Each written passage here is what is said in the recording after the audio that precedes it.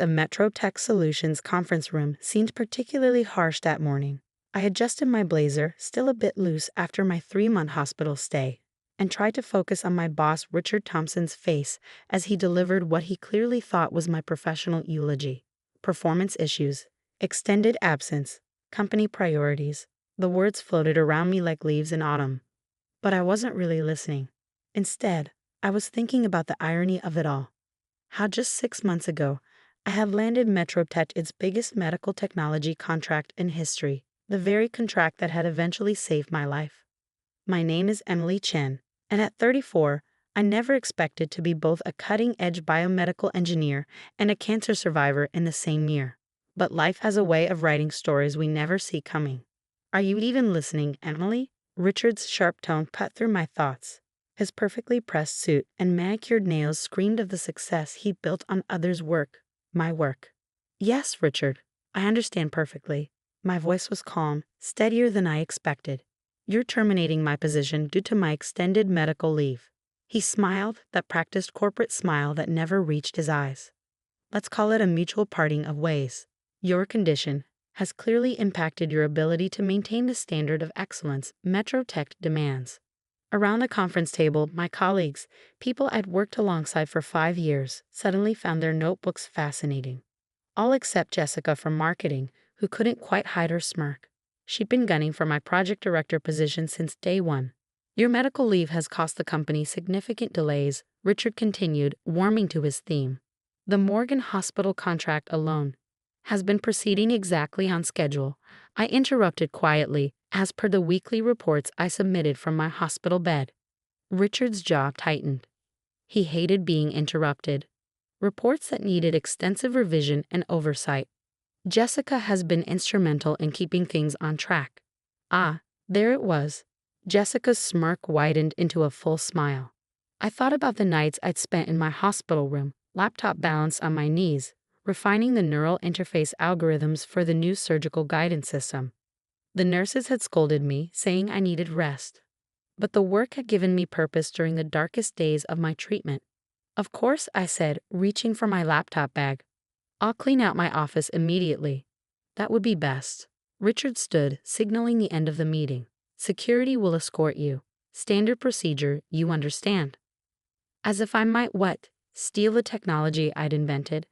The irony would have made me laugh if it weren't so painful. I was halfway to the door when it swung open and my heart nearly stopped. Dr. Catherine Morgan, Chief of Surgery at Morgan Memorial Hospital and our $50 million contract holder, stood in the doorway.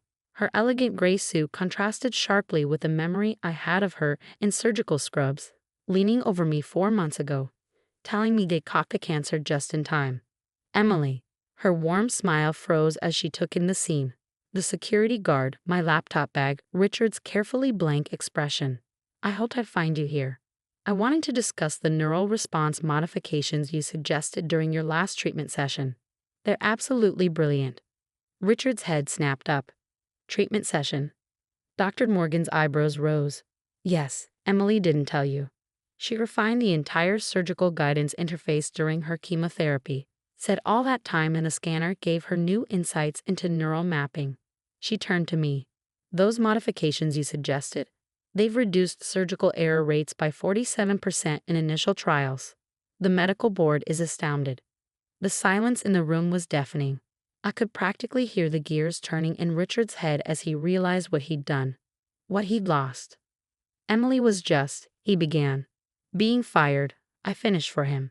For taking too much medical leave, while redesigning your surgical system. During my cancer treatment, at your hospital, each period felt like a nail in Richard's professional coffin. Dr. Morgan's warm smile turned arctic. Is that so? She placed her briefcase on the conference table with deliberate care. Well, that's fascinating timing, considering I came here today to discuss expanding our contract. The medical board was so impressed with Emily's innovations. They wanted to implement the system across our entire hospital network. $100 million deal minimum. Jessica's smirk had vanished. Richard's face had gone from red to white so fast it was almost impressive. Perhaps we should discuss this in my office, he suggested weakly.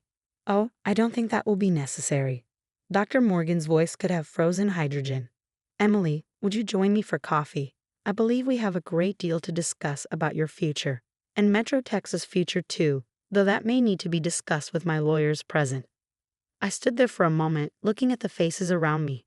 These people who had been my colleagues, who had watched me work myself to exhaustion building something revolutionary, who had said nothing as I was cast aside. I'd love to, I said, shouldering my laptop bag. I know a great place just down the street. As Dr. Morgan and I walked out, I heard Richard's voice, slightly desperate. Emily, wait. But I didn't wait. I didn't look back, because sometimes the best revenge isn't about getting even. It's about moving forward, about taking your brilliance somewhere it will be truly valued. And as Dr. Morgan and I stepped into the elevator, I caught a glimpse of myself in the mirrored walls. I looked different than I had 6 months ago. Thinner, yes, but also stronger somehow. More certain. You know, Dr. Morgan said as the doors closed, I'm not just interested in buying your technology. I'm interested in building something entirely new, something that could change medical technology forever. She paused, studying me. How would you feel about starting your own company? I smiled, thinking about all the ideas I'd sketched out during those long nights in the hospital, ideas that went far beyond what Metro Tech could ever envision. I think, I said carefully, that would be exactly what the doctor ordered. The elevator doors opened to the lobby, and with them, opened the first chapter of my new story. Richard and Metro Tech were already fading into the past, becoming nothing more than a reminder that sometimes our worst moments can lead us to our greatest opportunities. But this was just the beginning. As Dr. Morgan and I walked out into the bright morning sunlight, I knew that the real story, my story, was just beginning to unfold. 6 months after walking out of Metro Tech's glass doors, I sat in a very different conference room. The furniture was secondhand, the walls needed painting, but the energy in the space crackled with possibility. Around the table sat my newly formed team, brilliant minds I'd handpicked, people chosen not just for their expertise, but for their integrity. The initial trials at Morgan Memorial are exceeding all expectations. Dr. Sarah Wong, my head of clinical research, reported. Her eyes sparkled with excitement as she pulled up the latest data. The enhanced neural mapping system is showing a 63% improvement in surgical precision. We're revolutionizing microsurgery. I smiled, remembering how Richard had once called these same innovations unrealistic and too ambitious. Now, Neurovision Medical Technologies, my company, was making them reality. But success never comes without resistance. My phone buzzed with an incoming email, and my smile faded as I read it. Metro Tech's lawyers? Asked Michael Torres, our legal counsel.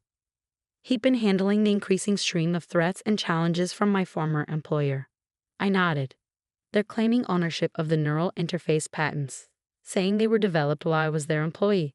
But that's not, Sarah began, indignant. True? I finished. No, it's not. Every innovation in our current system was developed during my medical leave, after they'd already begun the termination process. And more importantly, I pulled out a thick folder I kept secure since my hospital days. I documented everything, every idea, every line of code, time-stamped and witnessed by the hospital staff. Michael grinned. They have no idea what they're walking into, do they? Before I could answer, my assistant rushed in.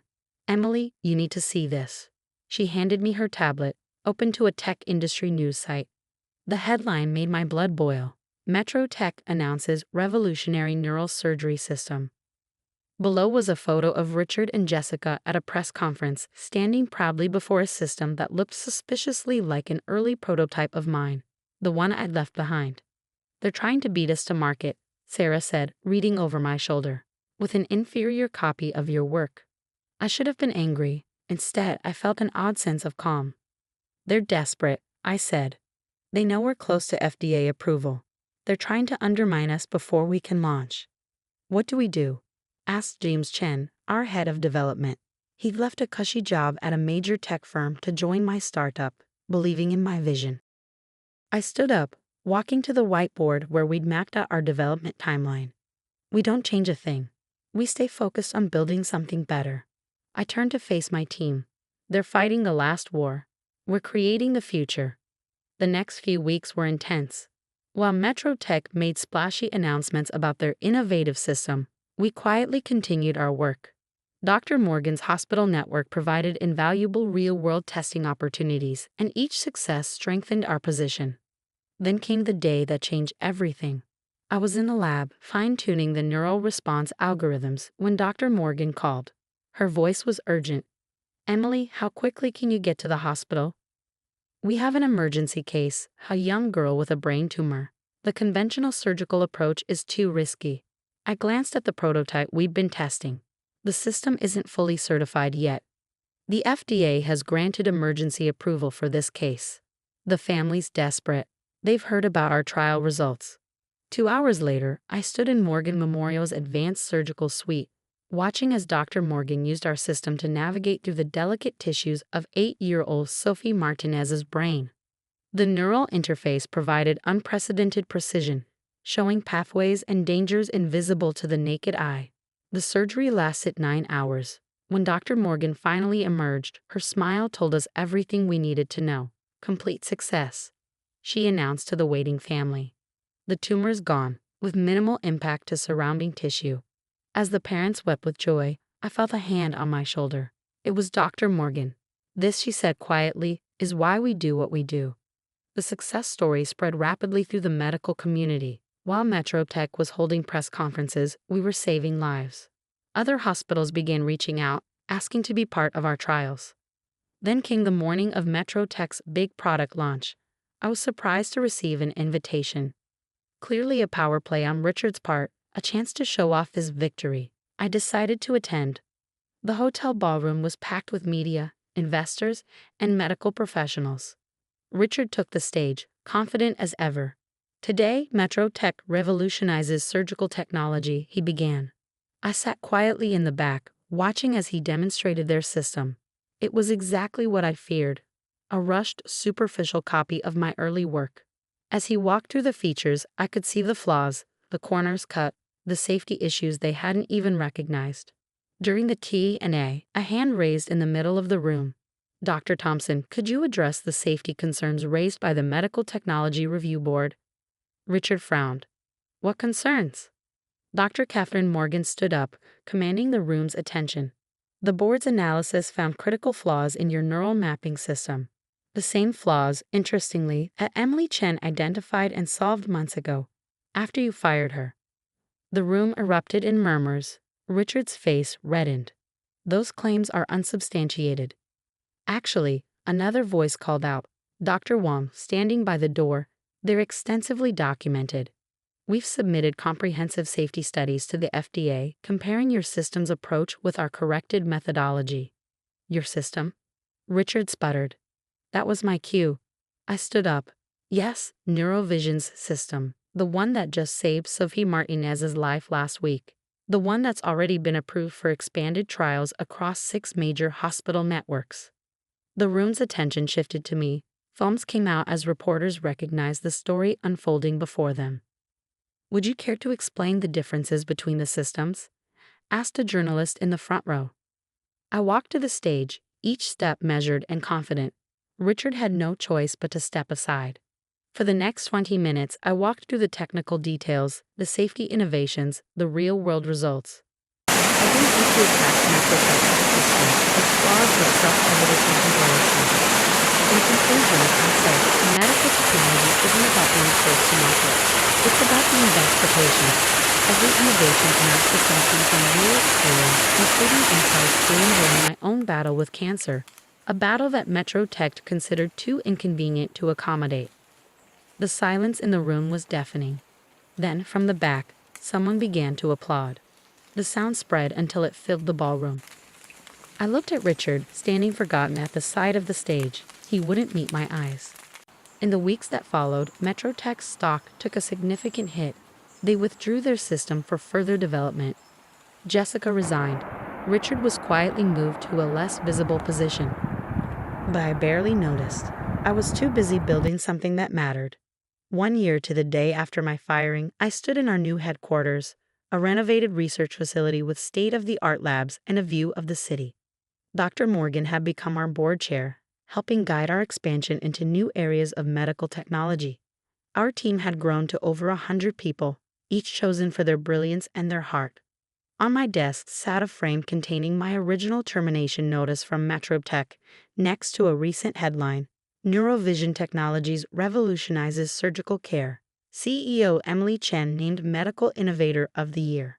But my favorite moment came later that week, during a routine surgery using our system. As I watched from the observation room, a young resident turned to me and asked, "How did you even think of this approach?" I smiled, remembering those long nights in the hospital when what seemed like the end of my career had actually been the beginning of something far greater. Sometimes, I told her, the best innovations come when you're forced to see things from a completely new perspective. And as I watched our technology help guide another successful surgery, I realized that the greatest revenge against those who try to diminish you isn't proving them wrong. It's soaring so far beyond their limited vision that they become nothing more than a tiny footnote in your story of success. The lawsuit from MetroTech was eventually dropped. They couldn't fight against the overwhelming evidence and public opinion. Richard, I heard, started a consulting firm, though he carefully avoids any mention of his time overseeing medical technology development.